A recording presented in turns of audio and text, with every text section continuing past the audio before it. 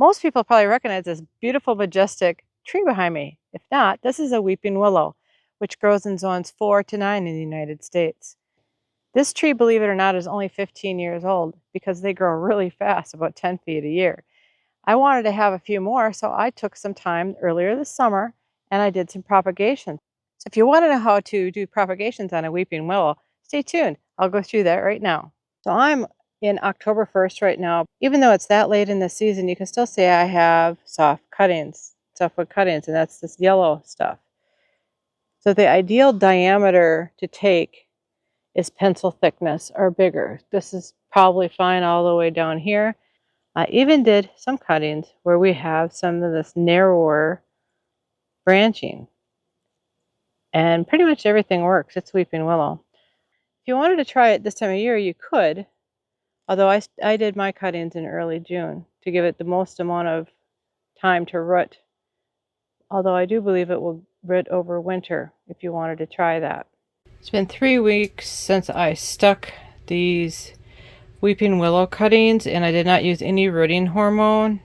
And my potting medium was a 50-50 peat moss perlite mix. And if we look at the bottom of the tray, we can see we've got some roots definitely coming through. I'm going to pull one of the cuttings up and see what it looks like. I'm going to choose one that has a lot of growth on it. You can see this diameter. There's my fingernail. So the diameter is about pencil thick. That's how thick that cutting was, even though I chose different ones. And you can see that was this year's growth. So it's softwood cuttings. Look at the roots on there. So it's already forming. Could let it go longer, but I think I might start potting some of these up and just see how they do. You can see that from this tray of cuttings of weeping willow, you can see that almost everything has fleshed out. If you haven't subscribed to my channel, now is a good time to do that. I've got one here that's a little slow, but it is coming. And these are all it's all this year's growth to semi hardwood. Maybe it's starting to harden a little bit, but it looks like all this year's growth. This one looks a little bit older, but every single one of the cuttings made it, because of course it's weeping willow. Oh, I got one here. Nope, it's coming.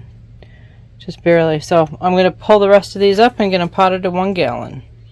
Once I get the plugs ready, I have the 1 gallon pots ready. So I filled them with peat moss and perlite and some pine bark.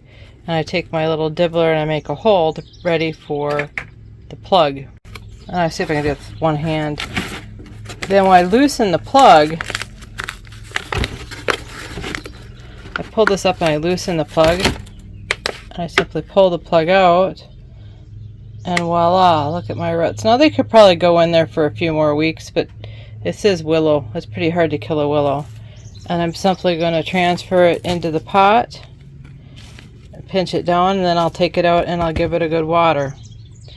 And that is how you transplant plugs of weeping willow. July 6th today, and these cuttings were originally stuck on June 15th, so only 3 weeks ago, and they are going wonderful. They look great. It's been 3 months since I potted up to the 1 gallon containers, and it's time to pot some of these on to 2 gallon. So let's take a look at the root system and see how they did during that 3 months of growing. So I'll go through the smaller one first. We can see we have some extra branching on that. We want to remove that.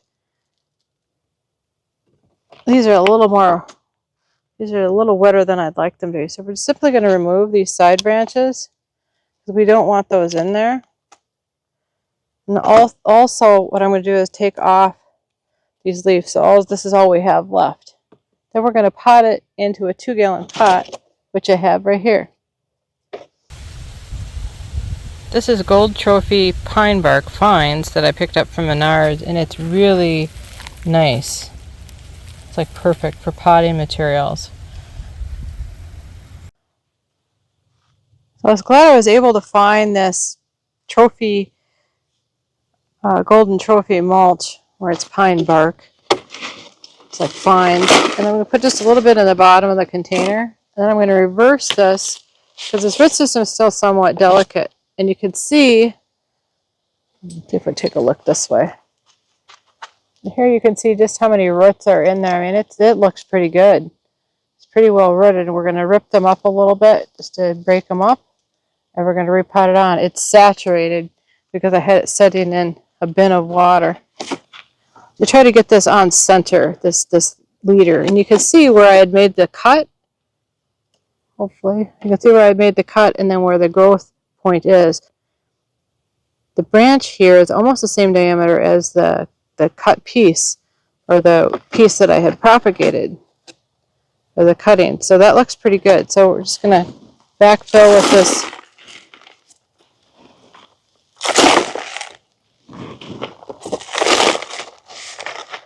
mini bark.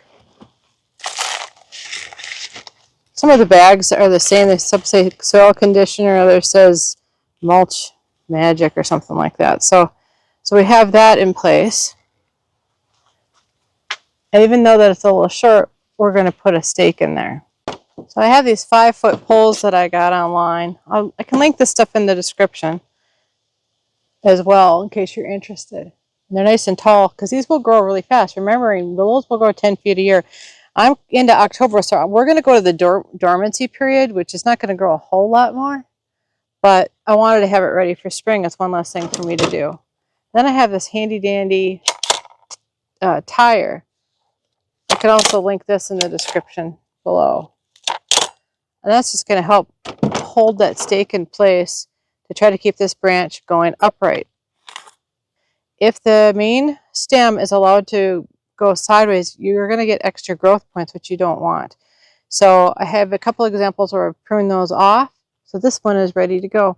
The other thing that I do is I put a scoop of Osmocote slow release fertilizer in here to feed the plant as needed, depending on what the weather is doing. So here is another one. You can see just how tall this is. This thing is probably 3.5, maybe 4 feet tall right now. Again, this is all from just this little cutting. All this from the little cutting that I took in early June. What I'm going to do first of all is I'm going to remove the pot. I'm holding on to the main stem.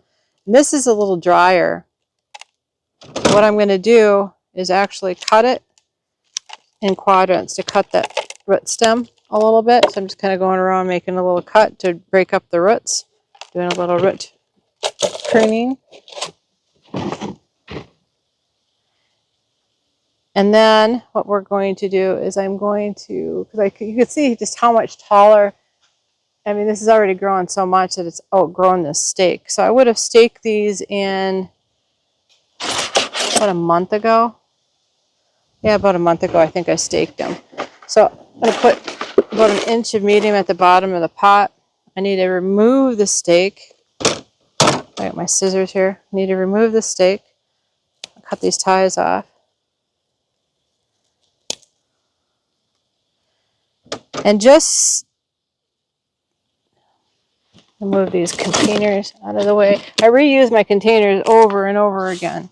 These things have been used for years. So hopefully you can see this on camera. But we're going to prune this branch off. So as the willow, or as the tree started going or weeping on one side, it started wanting to put more side branches. We don't want that. We really want to get that central leader up there till we get at least 4 feet off the ground where it's nice and solid. And then it can branch out from there, but we really want this to be tall and strong. So we need to remove the side branch. The sun is a little strong here. Hopefully you can see this okay. I'll remove the stake so hopefully you've got a better look at it. So there is that side branch coming off there. So all I'm going to do is take a cutter or pruner or a snips, and we're just going to cut it right down to the base. The other thing that I'm going to do is I'm going to remove all of these leaves because I don't want any budding going on at this lower branch. I want this tree to concentrate on putting on taller growth, and then this will start to harden off by next spring, and then I can see where we're at, or we can get it however tall we want. But I think I really want these to be at least 4 feet off the ground before I have it branching or weeping. And we just need to give it a little bit of time. We want to leave some of these leaves on rather than take them all off because it gives nutrients to the plant. Even though that I'm going to the dormancy, and I think within a month I'm not going to have any leaves at all on this tree. So we've got that done. I'm going to do the same procedure where I'm going to lift this. This is already cut, loosen a little bit. I want to make sure I try to get this tree on center. Hopefully you can see that the best I can in the bigger pot. And then I'm just going to backfill around it. I'm thinking if we get a strong start to next spring, that we might be ready to prune this again to get it to start weeping by next June, which we would just simply trim the terminal leader just a little bit, and it's going to create side branches when I do that. But for right now, we really want it to be tall and strong, so that's what we're going for. All right, so here's what I got here. I kind of want to remove some more of these leaves. So I want it to be pretty naked. So you can see that? Now I'm going to take another 5-foot pole.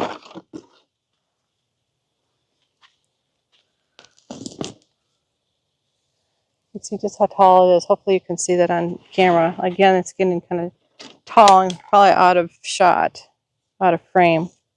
Getting pretty tall, probably out of frame. So I'm going to hold it. I'm going to come in.